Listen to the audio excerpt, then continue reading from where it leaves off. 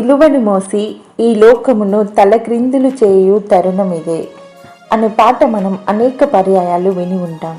యేసుప్రభువారు Calvary కొండ వరకు మోసిన సిలువ ఈ రోజు వరకు ఎందరో మోస్తూనే ఉన్నారు. ఆ సిలువను మోస్తూ కొందరు తమ ప్రభు మాదిరిగా ప్రాణాలు అర్పిస్తే, కొందరు జీవిత పర్యంతం మోస్తూ జీవిస్తూనే ఉన్నారు. మనం ఉచితంగా పొందాము అనుకుంటున్న ఈ రక్షణ మన ప్రభు రక్తం చిందిస్తేనే కానీ రాలేదు.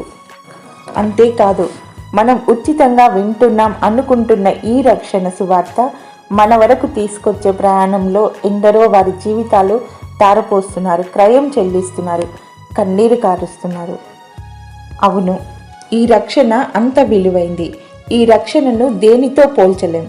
నిత్యత్వంతో తూకం వేస్తే సరి సమానంగా సరిపోతుంది, అంటే వెలకట్టలేనంత. మొదటి హతసాక్షి యాకోబు మొదలుకొని మన భారతదేశంలో ప్రాణాలర్పించిన గ్రహం స్టెయిన్స్ ఆయన పిల్లల గురించి మనందరికీ తెలుసు. సువార్త కొరకు ప్రాణాలర్పించడం గొప్ప సంగతి, కానీ అదే సువార్త కొరకు నమ్మిన ప్రభు కొరకు సుదీర్ఘకాలం సిలువను మోస్తూ జీవించడం మరీ గొప్ప సంగతి. ఒక దైవజనుని యొద్దకు ఒక యవ్వనస్తుడు వెళ్ళి, నేను యేసు ప్రభు కోసం చనిపోవడానికి సిద్ధంగా ఉన్నాను అన్నాడంట. అప్పుడు ఆ దైవజనుడు, నువ్వు యేసు ప్రభు కొరకు చనిపోవడానికి కాదు, మొదట ఆయన కొరకు జీవించడానికి సిద్ధంగా ఉండు అన్నాడంట. అలాగే 73 సంవత్సరాలు చనిపోతూ బ్రతికిన సహోదరి జీవితాన్ని మీ ముందుకు తీసుకురావాలని ఆశిస్తున్నా. ఆమె నిస్సీ సింగ్. ఎక్కడో పంజాబులో పుట్టి మరెక్కడో ఆఫ్రికాలోని కెన్యాలో తన ముఖం మీద సిలువ ముద్రలు వేసుకొని ప్రాణాలు అరచేతిలో పెట్టుకొని పారిపోయి వచ్చి ఎందరికో సోదరిగా, మరెందరికో ఆత్మీయ తల్లిగా, అనేకులకు ఆదర్శప్రాయంగా ప్రభు కొరకు జీవించి తన 97వ ఏట 73 సంవత్సరాల యాత్రను ముగించుకొని ఫిబ్రవరి 4, 2019 తన కొరకు ప్రభు సిద్ధపరిచిన మహిమలోకి తను ప్రవేశించారు. తను జీవించిన జీవితం మన జీవితాలకి ప్రేరణ కావాలనే ఈ కథనాన్ని నేను మీ ముందుకు తీసుకువస్తున్నా. నిస్సీ సింగ్ గారి మొదటి పేరు నిసత్తర్ కౌర్. తాను 1922లో పంజాబ్లోని పట్యాలలో జన్మించారు. ఆమె తండ్రి కర్తా సింగ్ గారు ఉపేందర్ రాజ్ సింగ్ ప్యాలెస్లో ఒక పెద్ద ఆఫీసర్గా పనిచేసేవారు. నిస్సీ సింగ్ గారికి ఒక అన్నయ్య, తమ్ముడు ఉండేవారు. తమ్ముడు చిన్న వయసులోనే చనిపోగా అన్నయ్య మిలిటరీలో ఉన్నత పదవిలో ఉన్నారు. నిసత్తర్ కౌర్ గారి వివాహము 1938లో అదే పంజాబ్లోని జలంధర్కి చెందిన ఆత్మ సింగ్ గారితో జరిగింది. వివాహానంతరం ఆఫ్రికాలోని కెన్యాకు వెళ్ళి అక్కడే వారి కుటుంబం స్థిరపడింది. వారు సిక్కు కమ్యూనిటీకి చెందిన వారని వారి పేర్లను బట్టి ముందే అర్థమవుతుంది. తన భర్త ఆత్మ సింగ్ గారిది పెద్ద కుటుంబం. తనకి అన్న, తమ్ముడితో పాటు 3 అక్క చెల్లెళ్ళు ఉండేవారు. 5 సంవత్సరాల వైవాహిక జీవితంలో వారికి 2 ఆడపిల్లలు పుట్టారు.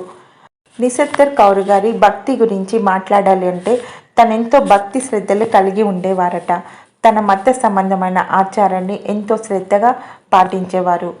తను ఏ స్థాయి వరకు భక్తి కనపరిచేవారంటే తన మత గురువుల పాదాలు, చెప్పులు కడిగి ఆ నీళ్లతో తాను స్నానం చేసేవారట.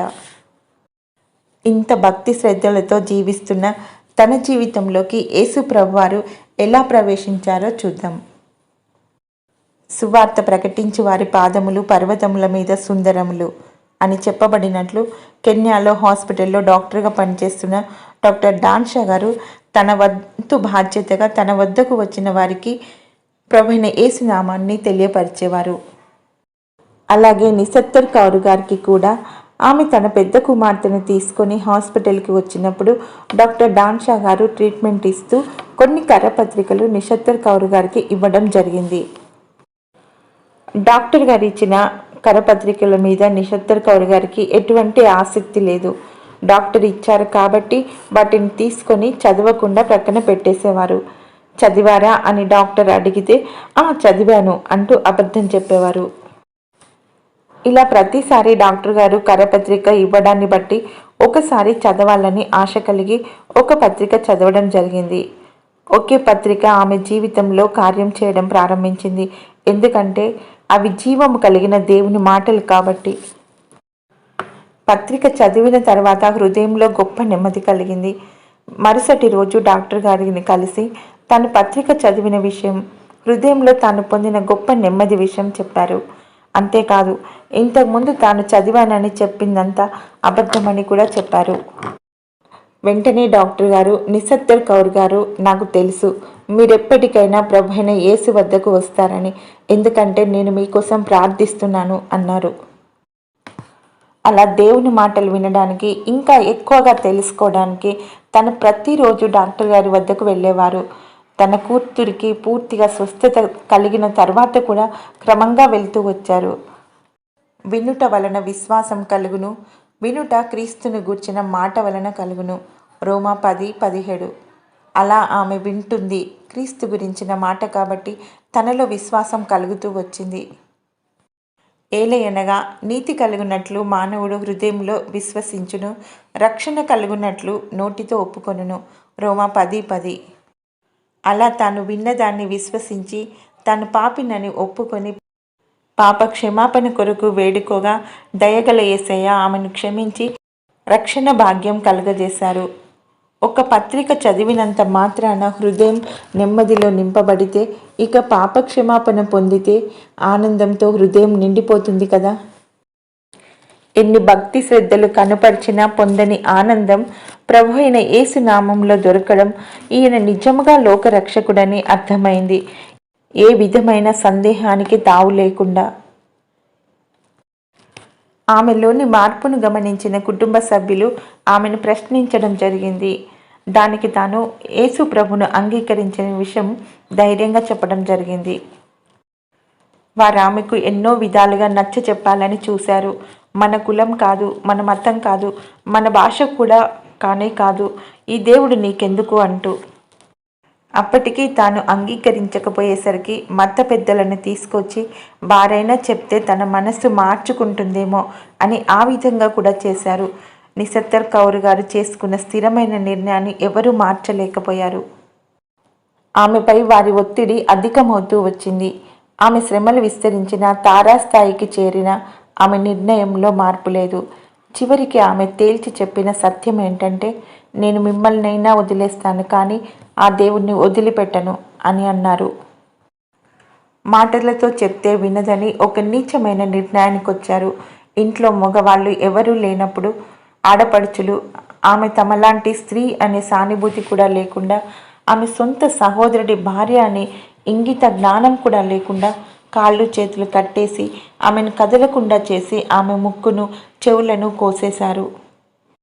ప్రభు అయిన యేసు నామం నిమిత్తం ఆ దారుణమైన శిక్షను పొంది రక్తపు మడుగులో పడి ఉంది. ఆ సమయంలో ఇంటికొచ్చిన భర్త, మిగతా మగవారు ఆమెను హాస్పిటల్కి తీసుకెళ్లారు. డాక్టర్ డాన్షా వద్దకు తప్ప ఇంకా ఎక్కడికి తీసుకెళ్లే అవకాశం వారికి లేదు. తనను ఆ స్థితిలో చూసిన డాక్టర్ గారు చెల్లించిపోయారు.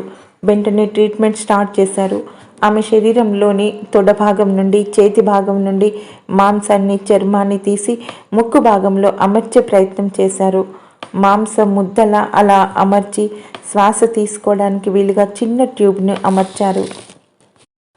సంవత్సరం పాటు అక్కడే హాస్పిటల్లో ఉండిపోయారు. తన 6 నెలల పసిబిడ్డతో. ఆ బిడ్డను కూడా తన నుండి వేరు చేయాలని అనుకున్నారు. దేవుడు ఆ బిడ్డను కాపాడుతూ వచ్చాడు.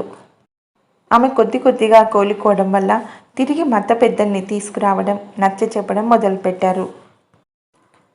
అప్పుడు కూడా ఆమె తన నిర్ణయాన్ని స్పష్టంగా చెప్పారు. నేను చనిపోయినా పర్వాలేదు, చనిపోయిన తర్వాత మీరు నా శవాన్ని తీసుకువెళ్ళకపోయినా పర్వాలేదు, మున్సిపాలిటీ వాళ్ళు తీసుకెళ్తారు. ఒకవేళ వారు కూడా తీసుకువెళ్ళకపోతే కుక్కలు నన్ను తినివేసినా పర్వాలేదు, కానీ యేసు ప్రభు నా ఊపిరి, నేను క్రైస్తవురాలిని అన్నారు. రోమా పత్రికలో రాయబడినట్టు, క్రీస్తు ప్రేమ నుండి మనలను ఎడబాపు వారెవరు? శ్రమ అయినను, బాధ అయినను, హింస అయినను, కరువైనను, వస్త్రహీనత అయినను, ఉపద్రవమైనను, ఖడ్గమైనను క్రీస్తు ప్రేమ నుండి మనలను వేరు చేయనా? అవును, యేసుక్రీస్తు ప్రేమ నుండి ఏ పరిస్థితి కూడా ఆమెను వేరు చేయలేకపోయింది. ఇక వారు ఆమెను ఏమీ చేయలేక చంపడానికి నిర్ణయించుకున్నారు. వారి ఉద్దేశం అర్థం చేసుకున్న డాక్టర్ డాన్షా గారు మద్రాసులో ఉన్న బక్సింగ్ గారితో ఫోన్లో మాట్లాడి నిషత్తర్ కౌర్ గారి పరిస్థితిని వివరించారు. వెంటనే భగత్ గారు తనను తన వద్దకు పంపమని చెప్పారు. ఆమె పేరుని బట్టి, వంశాన్ని, గోత్రాన్ని బట్టి నిషత్తర్ కౌర్ గారు భగత్ గారికి సోదరి అవుతుందని కూడా తను గ్రహించారు. ఇక తన ప్రయాణం కొరకు ఏర్పాట్లు ప్రారంభించారు. ఆ సమయంలో కేరళకు చెందిన నర్స్ మేరీ ఇండియాకు వెళ్తుంటే తనతో పాటు నిషత్తర్ కౌర్ను, ఏడాది వయసున్న తన చిన్న కుమార్తెను రాత్రి 1 గంటకు ఎవరికీ తెలియకుండా రహస్యంగా ఓడ ఎక్కించారు. ఆమె జీవితాన్ని 2 భాగాలుగా చేస్తే యేసుప్రభును అంగీకరించక ముందు తాను జీవించిన జీవితం ఒక భాగం, యేసుప్రభును అంగీకరించిన తర్వాత తాను జీవించిన భాగం ఒకటి. యేసుప్రభును అంగీకరించక ముందు ఆమె జీవించిన జీవితం చాలా చిన్నది. అందులోనే ఆమె 2 పిల్లలకు తల్లి తండ్రితో ఒక 18 సంవత్సరాలు, భర్తతో పిల్లలతో 5 సంవత్సరాలు అంతే. ఆమెకు బయటి ప్రపంచంతో కానీ లోకంతో కానీ ఎక్కువ సంబంధం లేకపోవచ్చు. అంత యవ్వన వయసులోనే లోకం పోకడ తెలియని వయసులో, దానికంటే ముందుగా క్రైస్తవ చరిత్ర తనకు తెలియకపోవచ్చు. ఆయన కొరకు హతసాక్షులైన వారి వివరాలు కూడా తెలియవు. ఒక్క మాటలో చెప్పాలంటే మనకు తెలిసినంత కూడా తనకు తెలియదు. యేసు ప్రభువును అంగీకరించిన వెంటనే ఆమె జీవితంలో ఊహించని పరిణామాలు. ఆమె వాటికి బెదిరిపోలేదు. భర్త కన్నా, బంధువుల కన్నా యేసు ప్రభువునే మిన్నగా భావించారు. 3 నెలల సుదీర్ఘ ప్రయాణం తర్వాత తన జీవితంలో 2వ భాగం జీవించడానికి మద్రాసులోని ఓడ తీరం చేరుకున్నారు. ఇంతకుముందు తనతో పాటు జీవించిన వారెవరూ తనతో లేరు. తనకు జన్మనిచ్చిన తల్లిదండ్రి లేరు, అన్నదమ్ములు లేరు, తనను వివాహం చేసుకున్న భర్త లేడు, తన గర్భంలో జన్మించి తను అల్లారు ముద్దుగా పెంచిన తన కుమార్తె లేదు. సంవత్సరం వయసు పసిబిడ్డను చేతిలో పట్టుకొని మద్రాసు తీరంలో ఓడ దిగారు. భవిష్యత్తు కొరకు ఏమి ఊహించుకోగలరు తాను? ఆమెకు భవిష్యత్తులో కనిపించే ఆశ ఒక యేసు ప్రభువే. తన మనసులో ఇలా అనుకొని ఉండొచ్చు, నువ్వొక్కడి ఉంటే చాలు ప్రవ్వా, నేను ఈ ప్రపంచాన్ని జయించగలను. నా స్వరూపాన్ని కోల్పోయినా, నా రూపమే మారిపోయినా నీ ఒక్కడి ఉంటే చాలు ప్రవ్వా, నేను ఈ ప్రపంచాన్ని గెలవగలను. రక్త సంబంధాలు తెగిపోయినా నీ రక్తం చేత విమోచించబడిన వారు ఉంటే చాలు ప్రభువా, నేను ఈ లోకాన్ని జయించగలను. నా ముఖంలోకి ప్రశ్నార్థకంగా చూసేవారి చూపుల బాణాలు తట్టుకునే శక్తిని నువ్వు నాకు ఇస్తావని నాకు తెలుసు ప్రభువా. అందుకే నువ్వు ఒక్కడి ఉంటే చాలు ప్రభువా, నేను ఈ ప్రపంచాన్ని జయించగలను. ఇదే తన తీర్మానం అయి ఉంటుంది. దైవజనుడు భగత్ గారు పంపించిన మోజెస్ డాన్ గారు, నోయిబెర్ గారు ఒక ఓడ తీరానికి వచ్చి సాధారణంగా ఆమెని ఆహ్వానించారు ఆత్మీయ ప్రపంచంలోకి. నీ రక్త సంబంధికులందరూ నిన్ను విడిచిపెట్టిన ఈ రోజు నుండి నీవు మా సహోదరివి అంటూ తన చిన్న కుమార్తెను ఎత్తుకొని ఆత్మీయ గుడారంలోకి ఆమెను నడిపించారు. తనకు తెలియని కొత్త ప్రపంచంలోకి అడుగుపెట్టిన అప్పటికే తన వల్లనే లోకాన్ని విడిచి యేసు ప్రభువును సేవిస్తున్న ఆత్మీయ కుటుంబం ఉందక్కడ. పెద్ద దిక్కుగా భగత్ గారు ఉన్నారు. మద్రాసులోని జెహోషామాలో ఆమె సేవా జీవితం ప్రారంభమైంది. పేతురు, ఇదిగో మేము సమస్తమును విడిచిపెట్టి నిన్ను వెంబడించితిమి అంటూ ఆయనతో చెప్పసాగెను. అందుకు యేసు ఇట్లనెను, నా నిమిత్తమును, సువార్త నిమిత్తమును, ఇంటినైనను, అన్నదమ్ములనైనను, అక్క చెల్లెలనైనను, తల్లిదండ్రులనైనను, పిల్లలనైనను, భూములనైనను విడిచినవాడు ఇప్పుడు ఇహమందు హింసలతో పాటు 100 ఇండ్లను, అన్నదమ్ములను, అక్క చెల్లెలను, తల్లులను, పిల్లలను, భూములను రాబోవు లోకమందు నిత్య జీవమును పొందునని మీతో నిశ్చయముగా చెప్పుచున్నానెను. 1950 సెప్టెంబర్ మాసంలో దైవజనులు భగత్ గారు మద్రాసు నుండి హైదరాబాద్ వచ్చారు. తనతో పాటు 20 మంది సహోదరులు కూడా వచ్చారు. వారిలో నిసిత్ సింగ్ గారు కూడా ఉన్నారు. అప్పుడు హైదరాబాద్లో సేవ ప్రారంభమైంది. సంఘం యొక్క ప్రారంభ దినాల్లో ఈ దైవజనులు చెల్లించిన క్రయధనం మనకు మాటలతో చెప్పినా అర్థం కాదు. ఒక మహాకవి చెప్పినట్లు, తాజ్మహల్ నిర్మాణానికి రాళ్లెత్తిన కూలీలెవరు అన్నట్లు ప్రారంభ దినాల్లో ఎంతో కష్టపడ్డారు. అక్కడ వారంతా ఒకరి పట్ల ఒకరు దేవుని ప్రేమను కనుపరుస్తూ, ఆహారం ఉన్నా లేకపోయినా ఆనందమే ఉండేది వారి మధ్య. తన వాళ్ళందరినీ విడిచిపెట్టి వచ్చినప్పటికీ వారి మధ్య ఉన్న ప్రేమ చేత ఆమె పట్టుబడ్డారు అనే మాట విన్నాను.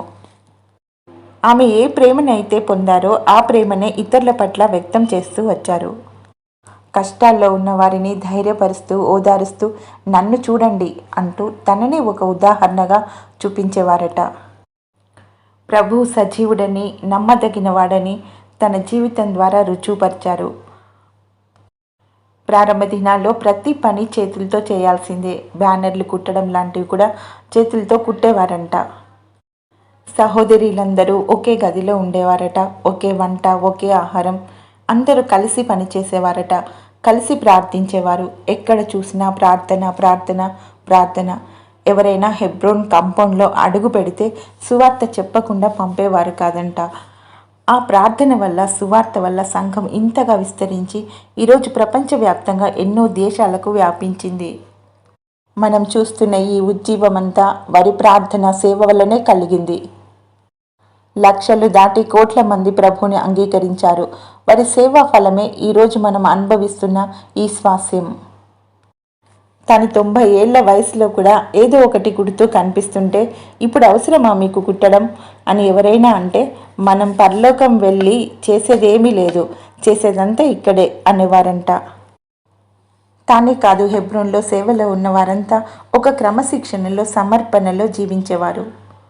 అక్కడున్న వారెవరూ తమ అవసరాన్ని ఇతరులతో చెప్పేవారు కాదు. ప్రభువు మీద మాత్రమే ఆధారపడేవారు. ఎప్పుడైనా ఎవరైనా తమ సాక్ష్యం దేవుని మహిమార్థం చెప్తుంటే వారి అవసరాలు దేవుడు ఎలా తీర్చాడో వారు చెప్తే తప్ప ఎవరికీ తెలియదు. అలా ఎందరో సేవకుల నోట ఆశ్చర్యకరమైన ఎన్నో విషయాలు విన్నాను నేను.